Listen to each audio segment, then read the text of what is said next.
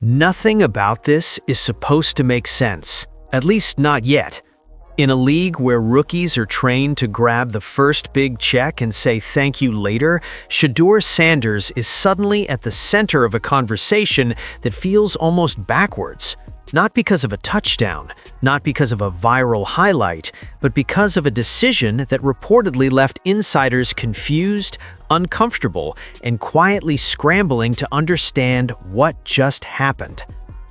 According to growing buzz behind the scenes, Shedeur was presented with what most young players would consider a once-in-a-lifetime opportunity: fast money, a legacy brand, and instant validation. The kind of offer people spend entire careers chasing.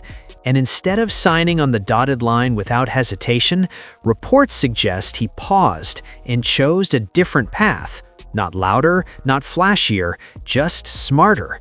A move that wasn't designed to look impressive today, but to matter 10 or 20 years from now. That's where the confusion starts, because this isn't how rookies are supposed to behave. They're supposed to prove themselves first, earn leverage later, stay quiet, stay grateful, and stay in line. But Shedeur is reportedly operating as if leverage isn't something you wait for, it's something you build before anyone realizes you have it.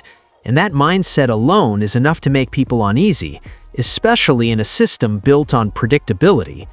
What makes this even more intriguing is that none of this is being driven by noise. No public demands, no dramatic press conferences, no social media rants, just subtle, calculated positioning. The kind that doesn't scream for attention, but quietly bends the conversation in a new direction. And that's why this story keeps growing, because the more you look at it, the less it feels accidental. There's a reason people around the league keep circling back to one uncomfortable question.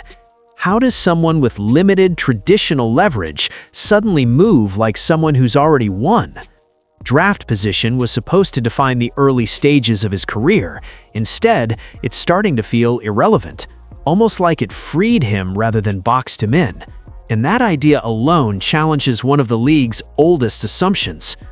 A lot of that traces back to influence, not hype, foundation. Long before the draft, Shedeur was exposed to a version of the game most players never see: the business behind the business, the deals behind the highlights, the reality that performance brings attention but structure determines wealth. That perspective didn't come from an agent's pitch deck. It came from growing up under someone who mastered visibility before it was fashionable: Deion Sanders, a man who understood early that playing the game and owning the outcome are two very different things. So when reports suggest Shedeur prioritized long-term positioning over immediate payout, it stops sounding reckless and starts sounding intentional. This wasn't about rejecting money, it was about rejecting limits, about choosing upside over certainty, ownership over approval. And while the full details remain the subject of speculation, the principle itself is already sending a message that can't be walked back. Because if this is even half true, it signals something much bigger than one deal or one rookie. It hints at a quiet power shift, one that doesn't announce itself with headlines, but forces everyone watching to recalibrate. And once you see that possibility, you can't unsee it. The only question now is how far this mindset goes, and who else is paying attention. In professional sports, fast money isn't just tempting, it's almost a test. The system is designed to reward speed over patience, certainty over vision. A guaranteed check today always feels safer than a possibility tomorrow, especially for a rookie who hasn't taken a real snap yet. That's why the idea that Shedeur Sanders would even hesitate in front of a massive endorsement offer has become such a talking point, because hesitation alone breaks the expected script. Reports and industry chatter suggest the offer on the table followed the standard playbook: a fixed amount, locked timeline, clean terms, money you can count immediately, money that changes your life overnight. And for most players, that's the finish line. But here's the part most fans never stop to consider. Fast money comes with a ceiling. No matter how big the campaign gets, no matter how much attention you drive, that number never changes. You perform, the brand scales, your compensation stays the same. That's where this decision reportedly took a sharp turn. Instead of treating the deal as a reward, the thinking, according to people familiar with the conversation, was to look at it as a limitation. A flat payout fixes your value in place before the market has even fully seen you. It assumes today's relevance is the peak, not the starting point. And once that deal is signed, all upside belongs to the brand, not the athlete. Choosing to move away from fast money isn't about ego, it's about leverage awareness. It's understanding that attention is an asset, not a bonus. When you already command visibility, when fans are already buying, watching, clicking, and talking, your name is doing more than endorsing a product, it's actively growing it. And if that's the case, why accept a one-time payment for something that keeps compounding? What makes this especially disruptive is timing. Rookie windows are where players traditionally have the least power. No accolades, no resume, no contract renegotiations, just promise. That's why brands usually hold the upper hand early. But if the rumors are accurate, Shedeur flipped that dynamic by betting on momentum instead of security. He treated early-stage attention like seed capital, not a paycheck. This way of thinking challenges one of the most deeply ingrained habits in sports culture. The idea that you take the money first and figure everything else out later. Because later doesn't always come. Careers are short, roles change, injuries happen, so players are conditioned to lock in anything guaranteed. But that conditioning also keeps most of them permanently capped, regardless of how big they become. By stepping back from immediate cash, the message, intentional or not, was simple. Value isn't what you're offered when you're unproven. Value is what you can still negotiate when the demand keeps rising. And once you see it through that lens, fast money stops looking generous and starts looking expensive. That's why this move resonated beyond headlines. It wasn't loud, but it was sharp. It suggested an understanding that the real win isn't getting paid early. It's making sure your growth never outpaces your deal.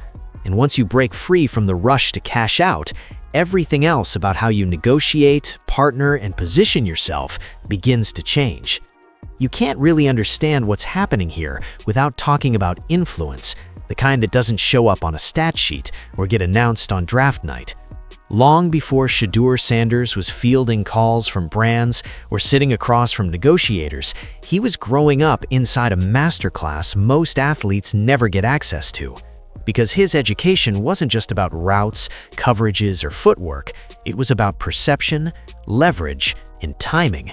And that education had a single architect, Deion Sanders. Deion has always operated differently, and that difference made people uncomfortable. Even during his playing days, he was never content with just being elite on the field. He understood early that the game was also about visibility, about owning your narrative before someone else decided it for you. That mindset clashed with the old-school idea that athletes should stay quiet, stay focused, and let the league do the talking. Deion didn't buy into that, and more importantly, he didn't raise his son to either. What rarely gets discussed openly is how much access that kind of upbringing provides. Not shortcuts, context. Shedeur didn't learn about contracts after entering the league, he learned about them at the dinner table. He didn't get introduced to branding once endorsements became available. He grew up watching how brands interact, how deals are structured, and how easily players can lose control of their own value if they don't read the fine print. That changes how you move when opportunity shows up. This is where the Deion effect becomes uncomfortable for some people, because it exposes a truth the system would rather downplay. Athletes are often kept in the dark on purpose, not maliciously, but structurally. The less you understand about image rights, licensing, and ownership, the easier you are to package. Deion broke that mold decades ago by refusing to be just a performer, and now it looks like Shedeur is applying that same philosophy in a more modern, more scalable way. There's a reason this conversation isn't always framed directly. talking openly about business literacy in athletes forces the league to confront how asymmetrical the information flow has been for years. When a player walks in already understanding leverage, already aware of how brands monetize him, it disrupts the usual hierarchy. He's not waiting to be put on, he's already activated. Reports suggest this is where the idea of ownership-first thinking was cemented, not as a gimmick, not as a slogan, but as a baseline expectation. Control your name, control your image, control your partnerships. Everything else is negotiable. That philosophy doesn't make headlines on draft day, but it completely changes how you interpret offers once they arrived. And that's the part nobody likes talking about. Because if Shedeur's approach is the result of upbringing rather than luck, then this isn't an isolated case, it's a blueprint, one that other athletes, especially those paying attention now, can replicate if they're given the same knowledge early enough. That possibility is far more disruptive than any single deal. On paper, being drafted late is supposed to limit you. Fewer expectations, fewer opportunities, less attention. That's the unspoken hierarchy of the league, and it's been reinforced for decades. Early picks get showcased, promoted, and positioned as future stars. Late picks are told to grind quietly and wait for their turn. But the moment Shedeur Sanders entered the league, that formula started to fall apart. Because while his draft position suggested patience, the reaction around his name suggested something very different. Conversation followed him instantly. Not manufactured hype, but real engagement. Fans searching, discussing, buying. According to multiple reports, interest in anything connected to Shedeur surged almost immediately, from online searches to merchandise demand. And that's where the paradox began to take shape. He may have been drafted late, but he was valued early in ways that couldn't be ignored. This is where traditional football logic runs into modern reality. Draft order measures how teams evaluate on-field projection. It doesn't account for audience pull. It doesn't measure how much attention a name commands the moment it's mentioned. And in today's sports economy, attention, currency. Brands don't just care about who starts on opening day. They care about who people are already talking about before opening day even arrives. That disconnect created a strange dynamic around Shedeur. On one hand, he was slotted into the late-round narrative, prove it, earn it, stay patient. On the other hand, his presence was already driving demand like someone firmly in the spotlight. Reports suggest his visibility rivals, and in some cases outpaces players taken far earlier. Not because of guarantees on the field, but because his name carries momentum beyond the game itself. This is what makes the situation uncomfortable for the old model. The league is structured around the idea that value increases after performance. But what happens when value arrives first? When fans show up early, when interest spikes before a stat line exists, the normal ladder breaks. You can't tell someone to wait their turn when the market is already calling. The visibility paradox is simple but disruptive. Draft position may determine opportunity, but it no longer determines influence. And once that line is crossed, everything else shifts with it. Negotiations look different, partnerships feel different, even expectations change. Instead of asking when someone will arrive, people start asking how big they already are. That's why this phase mattered so much. Being drafted late should have slowed momentum. Instead, it highlighted how outdated that assumption has become. In a league still catching up to the attention economy, Shedeur found himself occupying a rare space, technically early in the journey, but already operating at a level usually reserved for proven names. And from that position, leverage doesn't come later, it quietly begins to form immediately. For a long time, brands followed the same logic as teams: production first, attention later. You put up numbers, win games, collect accolades, and eventually the endorsements show up. That model made sense in an era when highlights were scarce and access was limited. But that era is gone, and the way brands move now makes that impossible to ignore. What they're really chasing isn't box scores, it's presence. And that shift explains why someone like Shedeur Sanders sits right in the middle of these conversations. Presence is harder to quantify than stats, but it's far more powerful. It's how often a name trends, how quickly a clip spreads, how many conversations ignite the moment someone walks into a room or steps in front of a camera. Brands don't just want athletes who perform well, they want athletes who move attention, because attention translates directly into awareness, awareness into engagement, and engagement into sales. Touchdowns can help with that, but they're no longer the only path. This is why visibility-based incentives have quietly reshaped modern deals. Reports suggest brands are building contracts that reward moments, not just metrics, appearances, media impact, cultural footprint. A single preseason snap, a well-timed interview, or even the way an athlete carries himself on the sidelines can generate more value than a stat line buried in a losing season. That reality feels uncomfortable to traditionalists, but it's how modern marketing works.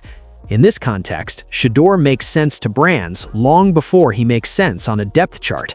He's composed, recognizable, and already comfortable in front of an audience. His presence doesn't feel forced or manufactured.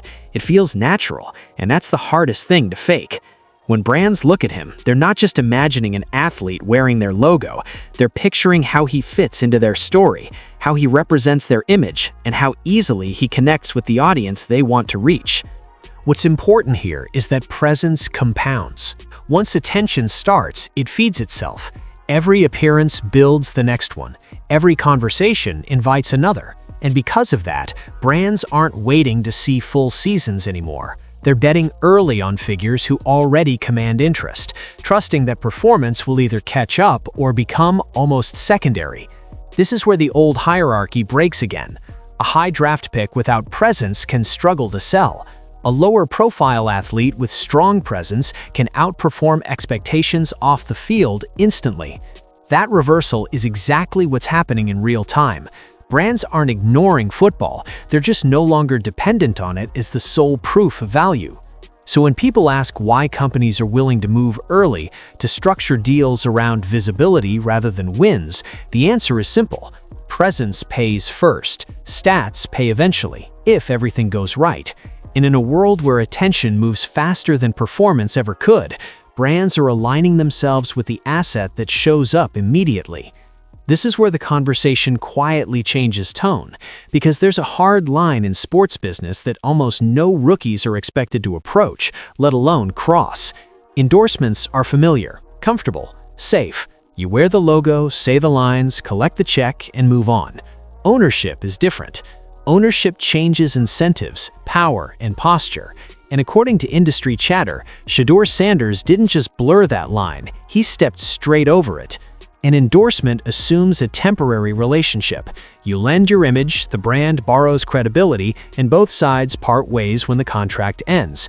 The athlete gets paid once, the brand keeps whatever growth your attention helped generate. Ownership flips that equation entirely. Now the athlete isn't just associated with success, he's tied to it.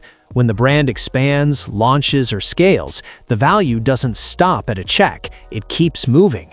That distinction is why this moment matters so much, because if reports are even partially accurate, the discussion wasn't about how big the check could be, it was about whether the check was enough. Flat payouts come with invisible ceilings. They lock your upside at the moment you sign, assuming your influence won't dramatically increase. Ownership assumes the opposite. It bets that your influence will grow and demands compensation that grows with it. This is the kind of thinking that rarely enters rookie conversations, not because rookies don't deserve it, but because they're not expected to ask for it. Ownership forces brands and leagues to treat players less like marketing assets and more like business partners. That's uncomfortable terrain, especially in an ecosystem built on control and predictability. When players start asking for equity instead of appearances, the entire power dynamic shifts. What makes this crossing even more significant is that it wasn't loud. No public ultimatums, no leaked demands, just a reframing of value that changed the direction of the conversation. If you're driving real demand, if your name is already moving product, why should the relationship stop at endorsement? That question alone forces everyone involved to rethink what fair actually looks like. And this isn't about greed, it's about alignment. Endorsements reward presence once. Ownership rewards contribution over time. One is transactional, the other is structural. And once an athlete shows willingness to pursue the second, it signals something brands can't ignore. This isn't someone looking to be promoted, this is someone looking to participate. Crossing that line doesn't just affect one deal, it establishes a precedent. If ownership becomes part of the conversation early, every future negotiation starts from a different place. The athlete isn't asking to be featured, he's asking to be included in the upside. And once that idea is introduced, it doesn't disappear, it lingers, it spreads, it forces a recalibration that goes far beyond a single contract. That's why this moment feels bigger than money. It marks the point where endorsement culture runs into ownership thinking, and ownership doesn't easily step back. There's an unspoken expectation placed on every rookie the moment they enter the league. Act like an employee first and maybe earn autonomy later. Fall in line, learn the system, let decisions happen above you. That dynamic has been so normalized that most players never question it. But according to how this situation has unfolded, Shedeur Sanders may be challenging that expectation without ever saying a word out loud. What separates an employee mindset from an owner's mindset is agency. Employees wait for direction. Owners negotiate terms. And everything about the way Shedeur is reportedly structuring his off-field relationships suggests he's operating from the second framework, not demanding attention, but setting boundaries, not chasing approval, but defining conditions. That's a fundamentally different posture, especially this early in a career. This doesn't mean rejecting structure or discipline. It means understanding where your authority begins and ends, and pushing that boundary slightly further than expected. Rookies are usually grateful just to be included. They accept brand terms as presented. They license their name without questioning how it's used or who ultimately profits. But when someone walks in already aware of those mechanics, the usual hierarchy starts to wobble. What's rattling people isn't confidence, it's competence. Knowing enough to negotiate cleanly, knowing enough to keep control, knowing enough to walk away from terms that don't scale. That level of literacy forces organizations to respond differently. You can't talk down to someone who already understands the business language. You can't hide behind standard templates when the other side reads past them. This is where the discomfort creeps in. The league is built on players being replaceable. Employees fit into systems. Owners rewrite systems. And while Shedeur hasn't claimed the latter title, his approach is starting to resemble it. Each deal reportedly emphasizes partnership over permission, scale over short-term payout, longevity over convenience. The ripple effect of that mindset is subtle but real. Once a rookie behaves less like an employee and more like a stakeholder, every negotiation shifts, conversations slow down, assumptions get challenged, and power, even in small doses, starts to redistribute. That doesn't make anyone loud or disruptive, but it does make the environment less predictable. And predictability is what large institutions value most. When someone enters without fear of losing approval, without urgency to cash in immediately, and without the usual dependency, it forces adaptation. Not because they broke rules, but because they exposed how many of those rules were never fixed in the first place. That's why this phase matters. It's not about rebellion, it's about redefinition, about showing that professionalism doesn't mean submission and ambition doesn't mean impatience. And once that example exists, it becomes harder to pretend there's only one way to start a career. Once one player shows that a different approach is possible, the real impact doesn't stop with him. It spreads, quietly at first, then all at once. That's why this moment feels heavier than a single rookie. Story.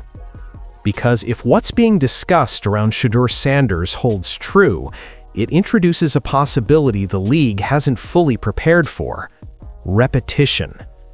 The NFL is structured around standardization. Rookie contracts follow templates, endorsement paths follow patterns, merchandising systems are built on predictability. That system works as long as everyone accepts the same starting assumptions. But the moment one player pushes for ownership language, equity-based conversations, or greater control over image rights, the question immediately shifts from "why him?" to Why not me? That's the domino effect. Other players don't need the exact same leverage, they just need proof that leverage is negotiable. One example is enough to change how expectations form. Incoming draft classes are already more business literate than any generation before them, shaped by the NIL era and direct-to-audience platforms. They're watching closely, taking notes, seeing where lines were drawn and which ones quietly moved. What makes this especially challenging for the league is timing. These aren't veteran superstars pushing for more after a decade of production. These are young players arriving already informed, already branded, and already aware of how monetization works. They're not asking to overhaul the system overnight, but they are asking better questions, questions the system wasn't built to answer quickly. Once those questions start circulating, containment becomes impossible. Agents have to respond differently, teams have to reconsider how much control they expect to retain, brands have to decide whether they want faces or partners. And none of those adjustments happen in isolation.